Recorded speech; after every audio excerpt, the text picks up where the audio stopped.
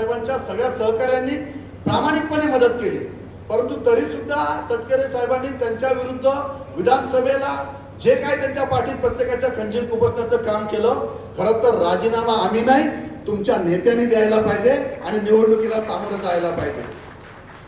आणि तुमच्या नेत्यांनी राजीनामा दिला तर मी नक्कीच देईन. माझी द्यायची तयारी पुन्हा एकदा होऊन जाऊ द्या. तुम्हाला एवढीच खुमखुमी आहे राजीनामा घ्यायची तर तुमच्या नेत्याचा राजीनामा घ्या. त्याच दिवशी मी माझ्या पदाचा राजीनामा देईल आणि पुन्हा एकदा कर्जत मतदारसंघाच्या निवडणुकीला सामोरे जाईल. आहे तयारी का जाऊन विचारा.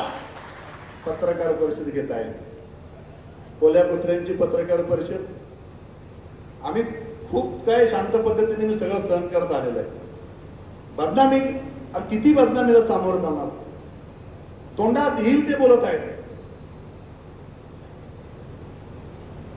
मनाला वाटेल ते जाऊन त्या पत्रकार परिषदेत बोलत असतात. आता पत्रकारांना पण कळून चुकलंय, याच्या पलीकडे काहीच मसाला शिल्लक राहिलेला नाहीये.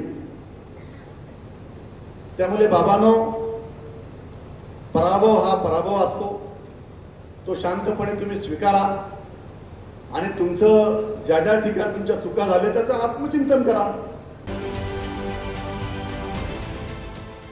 देश विदेशातील प्रत्येक घडामोडींचे लाईव्ह अपडेट मिळवण्यासाठी आता साम टीव्हीच्या सर्व सोशल मीडिया प्लॅटफॉर्मला लाईक, फॉलो आणि सबस्क्राईब करा. तसंच सर्व नोटिफिकेशनसाठी बेल आयकॉन प्रेस करायला विसरू नका.